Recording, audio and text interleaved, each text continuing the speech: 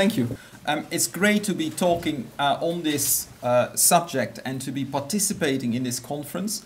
The whole relationship between Christian faith and science has been a long-standing interest. I have been starting to do theology since I was about 18, but up to A-levels I really enjoyed science. And as a theology student and later as sort of an academic in the area of theology, the relationship between science and theology and other academic disciplines in theology has been a continuing interest, partly because if you don't think about that, theology tends in our world to become something esoteric that has nothing to do with the real world. And for me it's really crucial that actually when you do theology you talk about the world, the same world about which the other academic disciplines also talk. Also because of a major apologetic interest, how the faith can be proclaimed, explained, defended in a world in which science is truly important. In this lecture, I will pick up a number of elements that Alistair McGrath has been developing in the first lecture. He talked about the Christian faith as a lens, isn't it? He talked about the Christian faith as a big picture through which, a lens through which we look to the world. Remember that image of the window. And actually in this picture we will look a bit at the window. We will analyze what it means that it is a lens, what it means that it is a window. And I'll do that particularly by looking at the concept of worldview, how worldview functions for us, how worldview functions in different areas of life, and why it's so important for the enterprise on which we're working today and tomorrow, joining up Christian faith and all sorts of academic disciplines and research.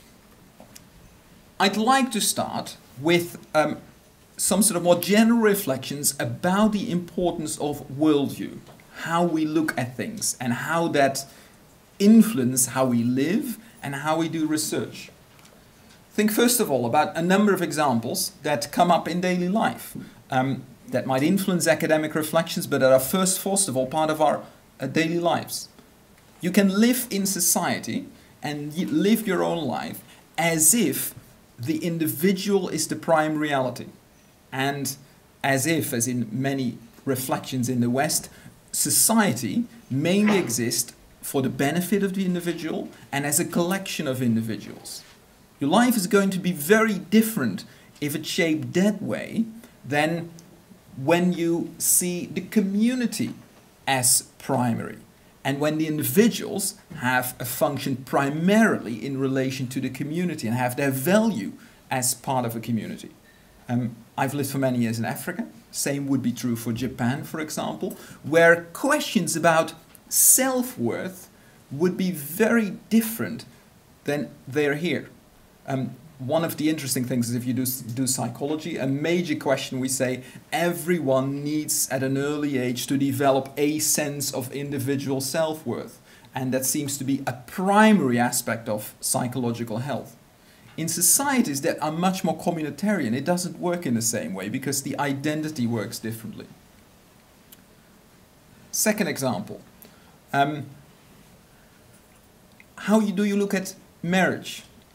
Some of you may not be married, other maybe, or some of you, given your age, might be sort of embarking on a project of marriage. How do you think of that? Do you see marriage but primarily as a contract in which both parties have contractual obligations, and therefore, if you can't live up to those contractual obligations, there are good reasons to sort of break the contract, or you have actually a right to break the contract? Might you even consider breaking the contract even if you haven't the right, but breaking the contract is simply the most, the best expedient thing to do at that time for your proper interest? Or do you think about marriage as a covenant, a commitment to another person for good days and for worse? Third example, it's very important in how we live our lives. The psychologist James Oliver, a couple of years ago, wrote a book called Affluenza. Affluenza is, of course, sort of a wordplay on influenza, an illness, but talks about affluence and actually shows that in the West, the search for affluence and for status has become an illness. And he shows how unhealthy it actually is. And he pictures two ways of organizing your life. One way that concentrates indeed on wealth and status, and another way of life that concentrates much more on relationships. If you think that the value of your life is built on relationships, you will have other priorities, make other decisions, than if you think that status is the first thing that counts. How you view things is equally important in the academic enterprise, and in all the examples I'm going to mention, actually the academic enterprise isn't that far removed from what happens in daily life. I think what happens in the academic enterprise is in most instances something that we equally do in daily life, but with a more focused way of study and reflection. Think about business studies. A number of people have reflected on the current economic crisis, and have reflected one of the causes of the crisis might be that in thinking about business and in business studies there has been a major change since the 80s of the last century, where before people would think about the business or the company as prior in relation to the shareholders. Shareholders would be seen as basically serving the company. Of course a company needs shareholders, of course a company needs to keep the shareholders happy, but the shareholders are secondary in relation to the company. Since then, gradually people have grown into an understanding where actually the shareholders are the prime interest in how you run a business. And if it is advantageous for the shareholders, you're obliged to sell a business, whatever the consequences for the business itself is, because that seems to become the prime value. Second example, think of medicine. In traditional Africa, there would be a view of illness and health which would be very different from a modern Western view. People will think as illness as always or mostly caused by a curse or some spiritual force that is unhappy with how someone is behaving. That might be because of what they know or what they don't know. That means that if you want to deal with illness, the first thing you need to do is go to a diviner and work out what this spiritual cause is. And the second thing is to take some sort of a counter medicine. But medicine not in terms of some chemical substance, but medicine in terms of something that provides a mystical counterforce to that curse. It's a very strong feeling. So many Africans today, they would know that actually malaria is caused by mosquitoes rather than by a curse. Actually, they wouldn't say mosquitoes rather than by a curse. They would know it's caused by mosquitoes carrying malaria parasites. But they would still ask the question, why is it that this mosquito has bitten me? And that the mosquito biting me was carrying malaria parasites and not the mosquito carrying my friend. And then the curse story comes again in. Obviously, when you think about health and illness, your approach to it and the way you look for solutions is very different from when you have a Western mechanistic view.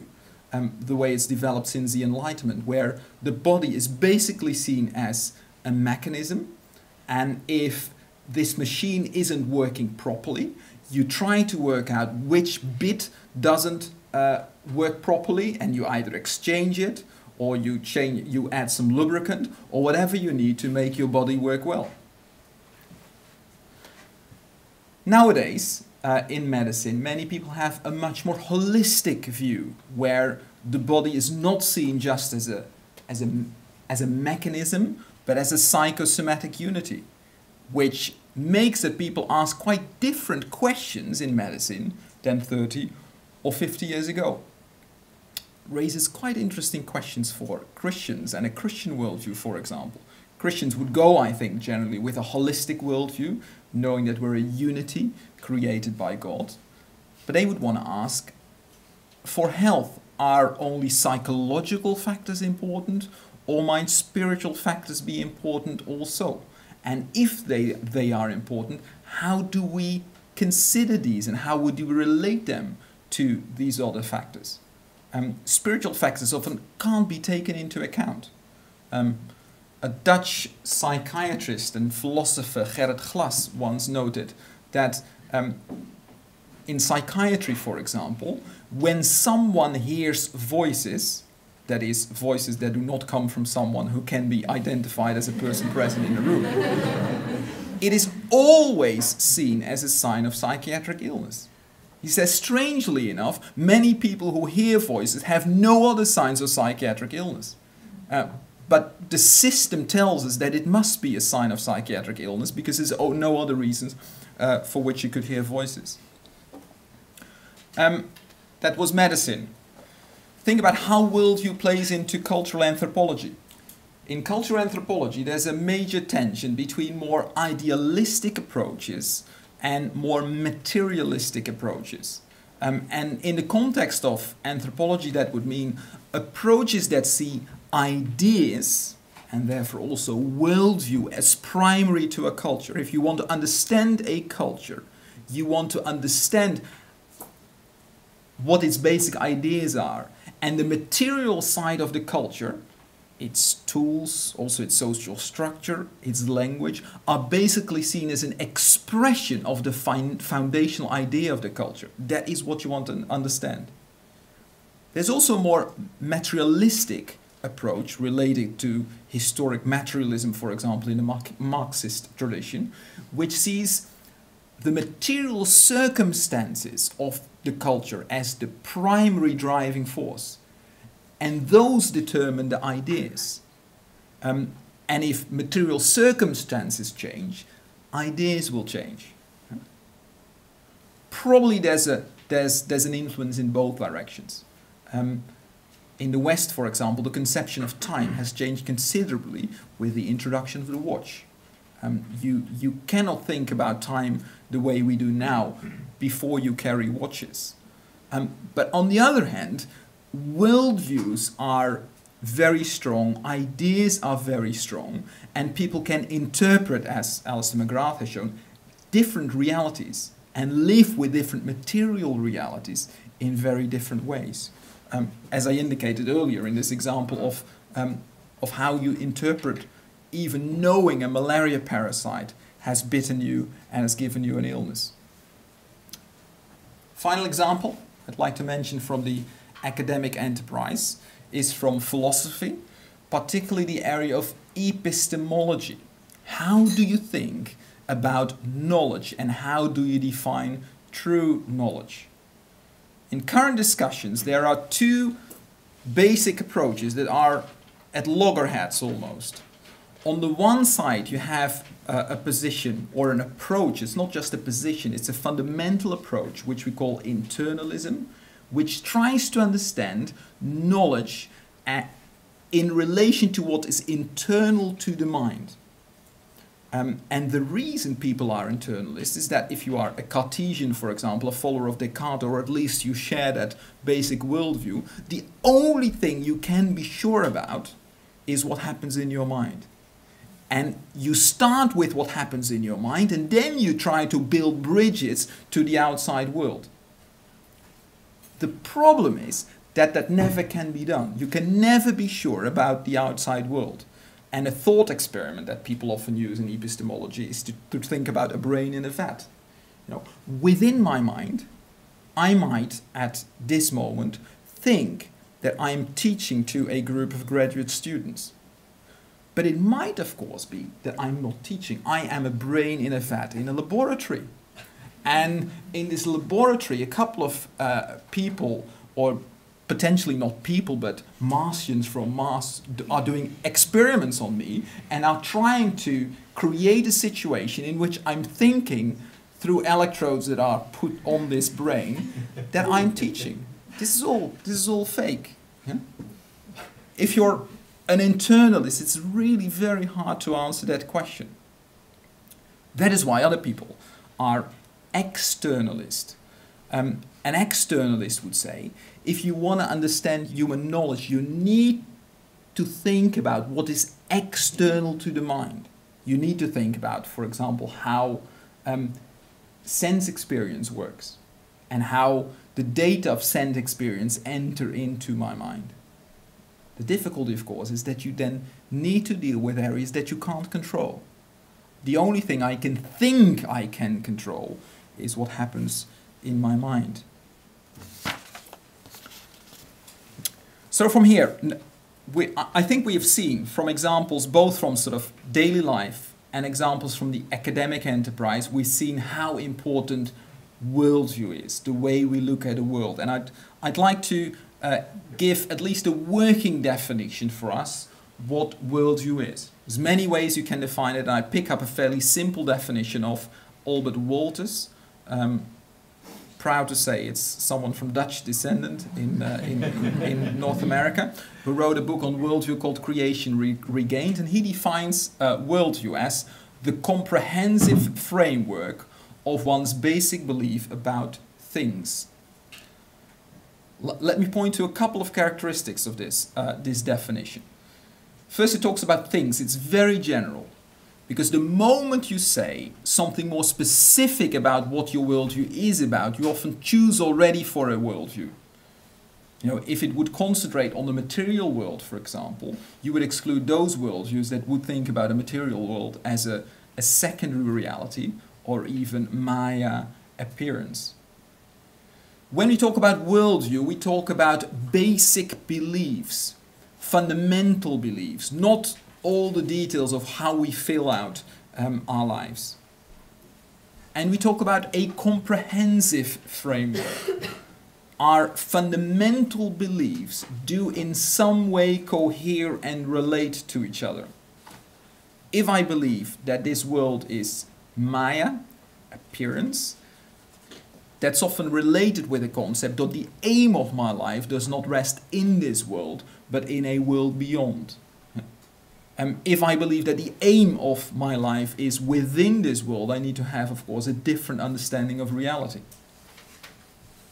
If I believe that the aim in life is to serve God, to know God because I'm created in His image, that of course goes with an understanding of the universe as created by a creator who had a plan for his life. So there is a certain coherence, a comprehensiveness about the framework. They belong together, the elements, and they cover the entire world. Yet we should be careful here, because there are also tensions in worldviews, and there's often incoherencies in worldviews, and I'll come back to that later. One thing I'd like to point out specifically, and which is not so clear in this definition, that if you talk about a worldview, you look at the world, part of that worldview is also an understanding of yourself, a self-image, an understanding of your identity.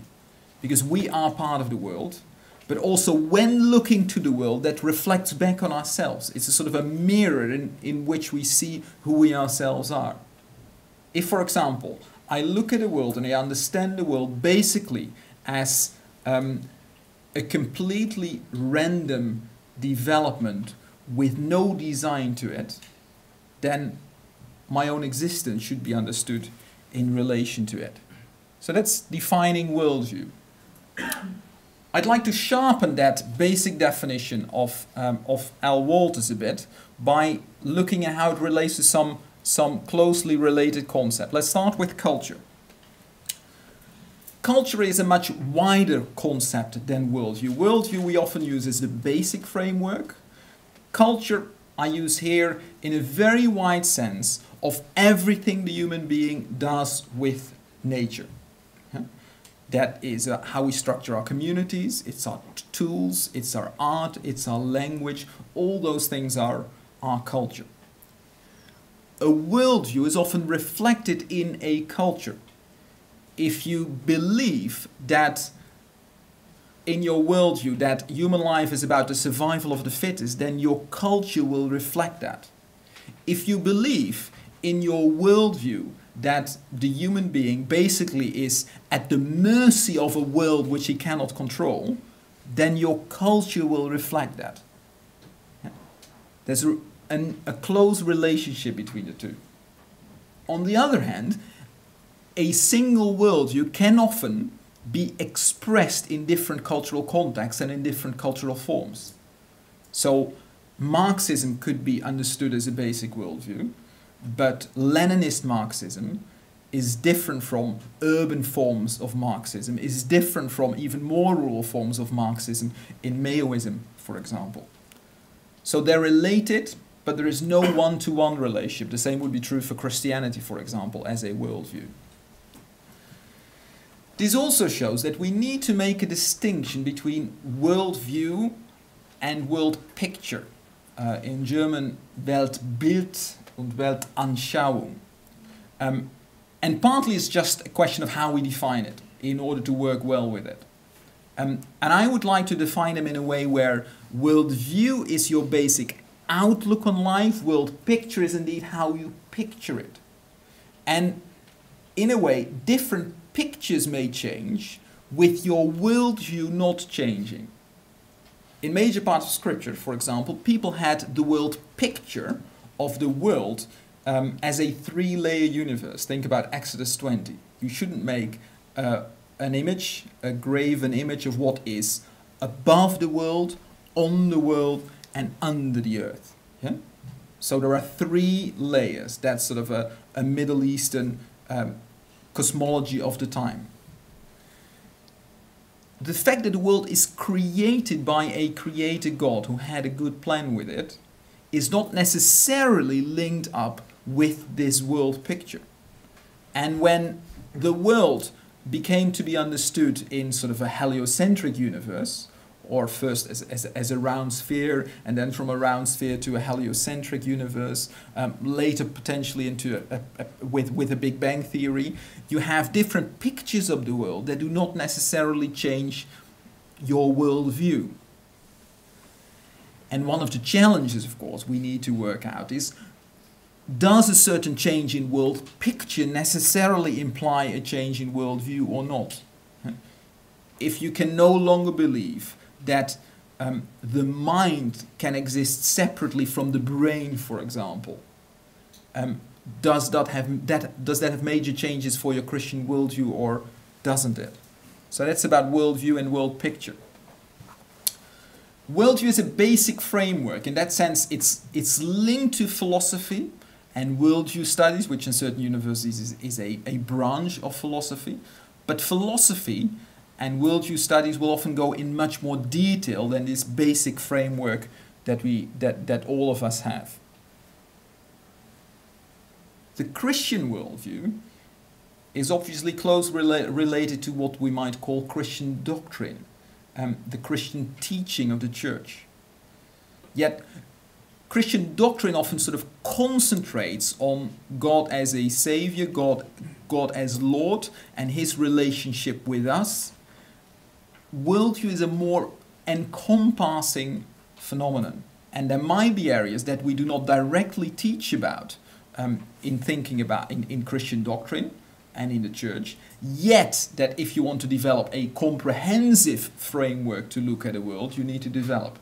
And the mind-brain relationship would be one of those areas that I have already mentioned.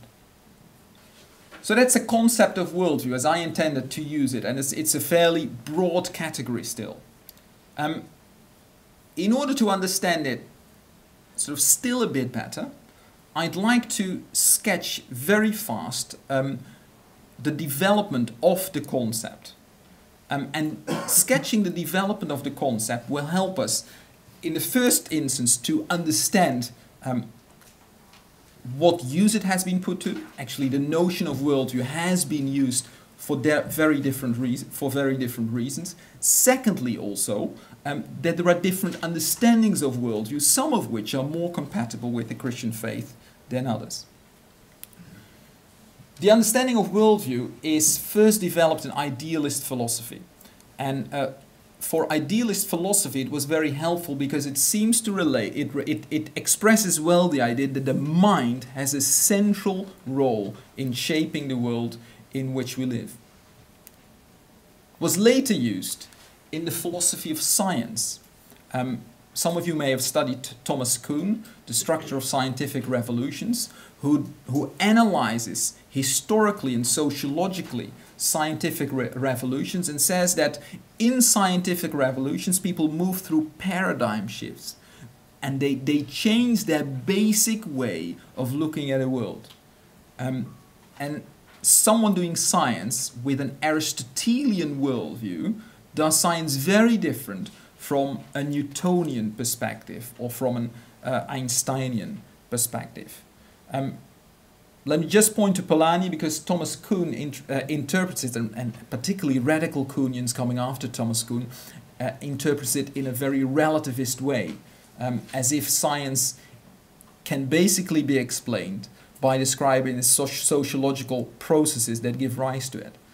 Someone like Polanyi, Hungarian philosopher of science, points out that worldview plays a role, but does not determine how we look at reality. And through these lenses, we see reality for what it is. I already pointed out that worldview is used in cultural anthropology. Has a major role in cultural anthropology. We need to know there, and that often creates problems of discussion between, say, philosophers on the one hand and anthropologists on the other end, that cultural anthropologists tend to use the term in a much wider sense, where everything people see is seen as part of their worldview, while philosophers and theologians often tend to use it in a much more basic way as sort of the basic framework of looking at reality. Worldview has also been picked up in Christian theology and Christian philosophy, and I'd like to give some attention to that. As far as I know, the first theologian who picked it up is James Orr, Scottish theologian, I believe. Scotland, by the way, has produced some excellent theologians, and I find myself going back to Scottish theologians, and one of the sad things if Scotland would become its own nation is that they wouldn't be our theologians anymore.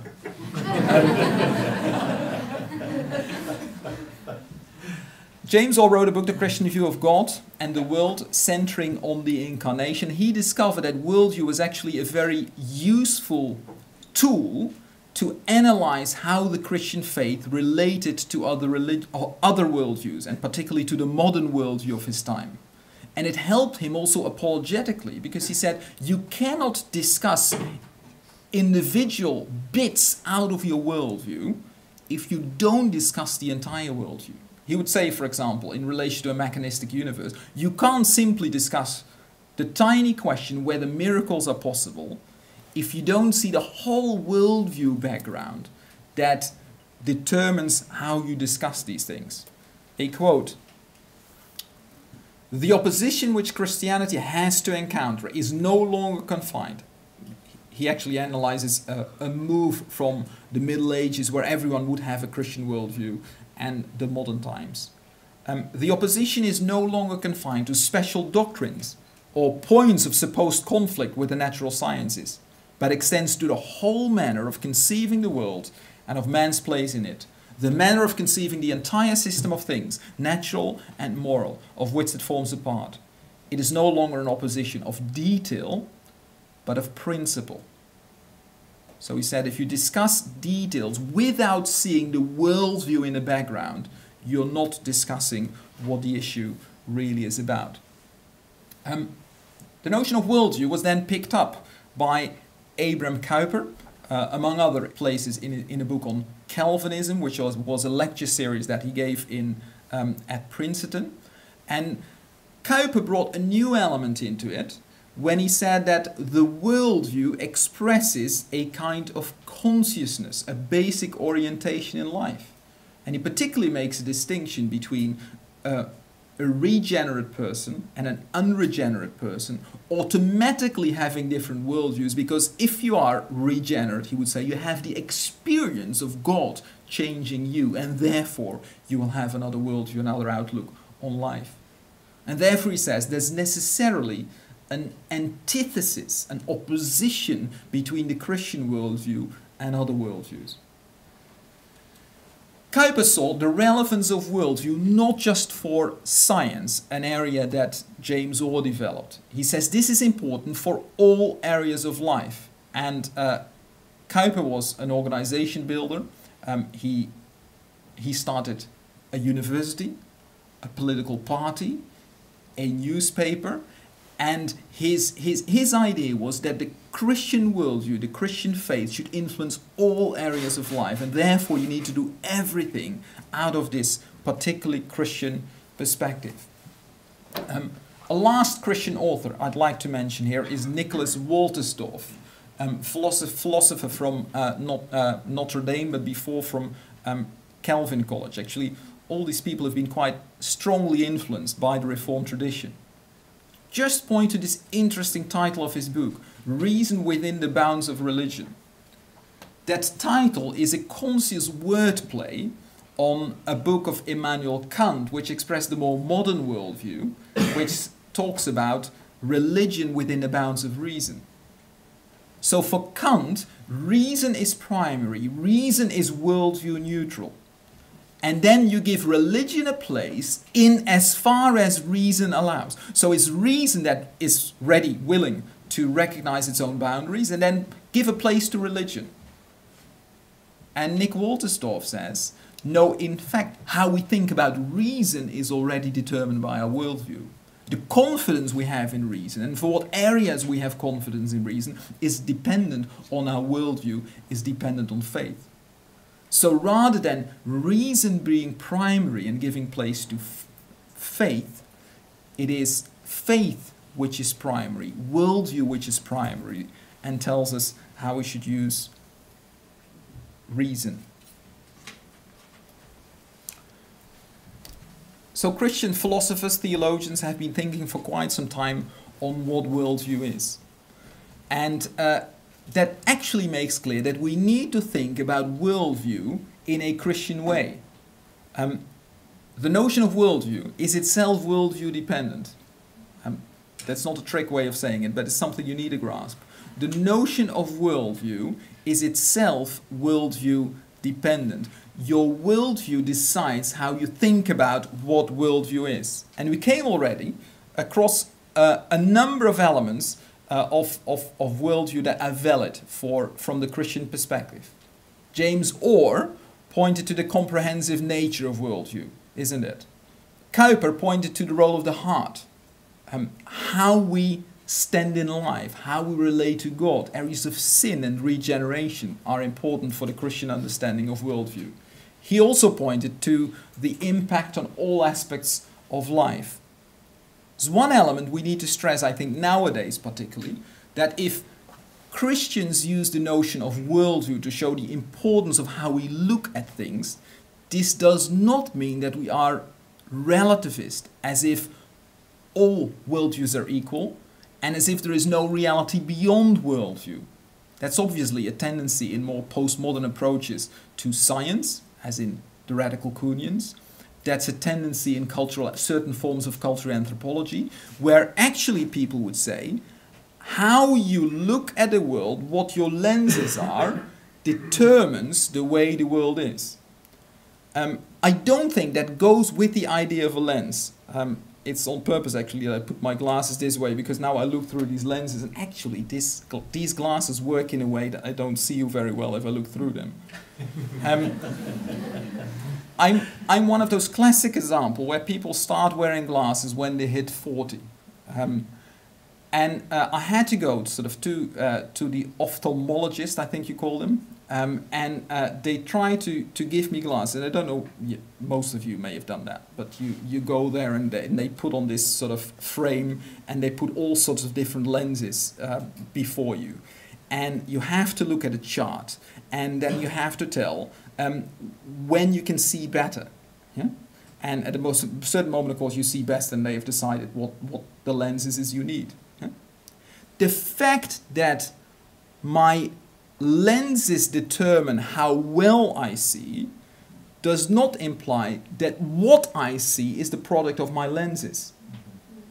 The message I saw isn't produced by my lenses, it is out there. And the fact that it has a sharpness of its own at a certain moment shows that it has a reality of itself. It's a very interesting article of Michael Polanyi in that respect that makes a distinction between a sound and a noise. A random noise is something that has no structure of itself and we impose a structure on it. The same way as we can impose a structure on the stars we see. And when we see in the stars a bear or a hunter or twins, there are no twins, isn't it? It's just us who impose an image to make some sort of structure in there. Yet there's also a structure which we can discover, like a message we discover. And when science discusses that, discovers that stars are actually organized in terms of galaxies, for example, although we might not directly perceive that with our blind eyes, they perceive a structure that is out there rather than a structure we impose. There's a radical difference between seeing a hunter in the stars and seeing galaxies in the stars. So we can accept the notion of worldview, but not in a relativistic way. Finally, a Christian understanding of worldview would not say necessarily that worldviews are incommensurable. Incommensurability is a term that is developed by Thomas Kuhn in his talking about scientific paradigms. And he says, paradigms are in principle incommensurable. What you can say in terms of one paradigm, you cannot say in another paradigm, and therefore a discussion between, say, an Aristotelian scientist and a Newtonian scientist is in principle impossible. This would also mean that, say, a true discussion between a Christian worldview and a materialist worldview is in principle impossible because we see the world so differently. Yet the fact is actually that the same scientist can start out as an Aristotelian scientist and become a Newtonian scientist. Historically, probably the same person did become an Einsteinian scientist, but you can start out as a Newtonian scientist and learn to be an Einsteinian scientist and actually speak the two languages. And when you speak the two languages, look with the two lenses at the same world, you can actually work out which lens is more adequate to see what the world is like. Just as I could much faster skip between lenses when they tried to give me the glasses I needed. I'm going to move now. Simply because of the time, I'm moving straight to the challenge we have.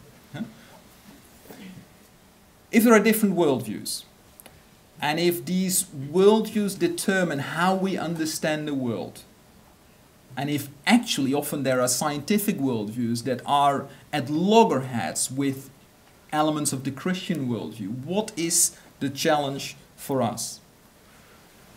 The first challenge is, and that picks up elements of the discussion actually we had at the end of Alistair's lecture, is that we need to speak two languages.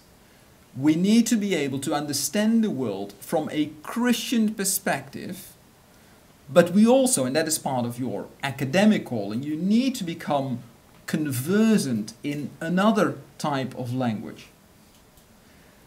Those languages are not necessarily mutually exclusive, isn't it? Because they tend to talk about different aspects of reality. My son does music at A levels. He introduces me into a whole area of language I'm not conversant in. Another son does biomedical engineering, and he uses a whole different field of language. Those two languages they master, you can still move from one language to another, and those languages are not necessarily mutually exclusive. But there are, of course, languages that are mutually exclusive, and we often feel that there are tensions between the Christian language about the world and certain scientific languages about the world. We can only function in that tension if we are competent in both areas. And part of your challenge will be, if you're not a theologian like I am, is to develop a certain competency in the Christian language that can measure up with your competency in your own field. A problem is that many people develop a high level of competency in one area and have a very limited understanding of the Christian faith. Richard Dawkins is, of course, often criticized in The God Illusion that he has quite a high level of understanding and quite a high level of use of scientific language. I won't judge how high it is because I'm not in that area. But actually his understanding of the Christian faith is incredibly rudimentary. And there's just no way that the two can compare. An interesting example there is Peter Williams. Peter Williams grew up as an Anglican, became as a student a Buddhist and later professor, and he still is professor in Tibetan philosophy. Then, about 10 years ago, he converted to Catholicism because he realized that he never truly understood the Christian faith. Because he says, many of us who in the 60s and the 70s were playing with Buddhism, were reading Buddhism at a high philosophical level. But we were actually understanding Christianity in terms of what we'd learned on Sunday school. And actually our competency levels in those two languages weren't at all compatible. And that was actually why the Christian faith was no party for us. If you want to compare perspectives and start a dialogue between different languages, you need to know both languages at a certain language. It also often means that, of course, you need to dialogue with other people that know one language better than you. Art and I and some others are currently part of a group that dialogues about Adam and Eve in Scripture and Adam and Eve in evolutionary biology, Adam and Eve in philosophy, and how you deal with those different perspectives. There is no way that any one of us can competently speak the different languages of those disciplines, and the only way we can deal with it is discuss together. Third challenge is the challenge of commitment. As a Christian functioning in this world, I need to be able to speak those different languages. But my primary commitment is to Jesus Christ. Jesus Christ is my Lord. And I may not be able to combine this with other languages, and I may at certain times of my life sort of live a split level existence where I learn different languages and I move from one language to another without knowing how they relate. But still, as a Christian, my primary commitment is to the Lordship of Christ. I'm going to end with one final point relating to this challenge. So a commitment is to Christ. And I think we automatically come up then with the question, how do we do this? And I've heard those questions, which for many of you are an existential issue. I want to go ahead in my scientific field. But if I want to do it, I need to be committed to it 24/7 for the coming years. Otherwise, I will not make any headway. How can I, if I need to give so much to one discipline, to one language, become competent in another language? It's different answers. You may temporarily need to invest you there. That was part of the answer Alistair McGrath gave. You may need to be part of a community where you dialogue together and learn from each other. There's actually another answer I would like also to give. If you are competent in another language than the language of your own discipline, that can often give you creative insights in your own discipline and put you ahead of others. One problem with the contemporary academic world is that it's incredibly fragmented. And every discipline wants to get you into some sort of tunnel vision. Try to get you to know as much as possible about as little as possible. And this helps you to go ahead, but it stunts creativity. Often if you can find time to be interdisciplinary or to know about different things, you will be able to have creative insights in the area where you are. I'm by nature someone who works interdisciplinary because I want to understand different things. That means that often sort of in the detailed study, to be honest, I can't keep up with some of my very specialist colleagues. I'm not too bothered about it because actually I find it quite boring to be absolutely specialized in one area. But I also see that working in different disciplines often gives me creative insights that are unavailable to those who are so concentrated. Often my Christian insights that allow me to look at the world in a different way is creative in the one discipline in which I primarily invest myself. An example would be the epistemology. We refer to the discussion between internalism and externalism. Alvin Plantinga, Christian philosopher, has made major headway in epistemology in developing the externalist perspective by introducing the notion of design. We know because our faculties are designed to know. And obviously the whole notion of design could come up in his mind because he was a Christian. Which gave him a creative insight which needs to be listened to by secular philosophers. Another example which I know from close, my brother is an economist. He specializes in trade unions and how trade unions negotiate. Many economic models work with the idea that everyone basically acts out of proper self-interest. He analyzed negotiations between trade unions and employers in the Netherlands, asking whether actually responsibility can be a factor. Can you appeal to the individual responsibility of employees in these negotiations? And actually you can.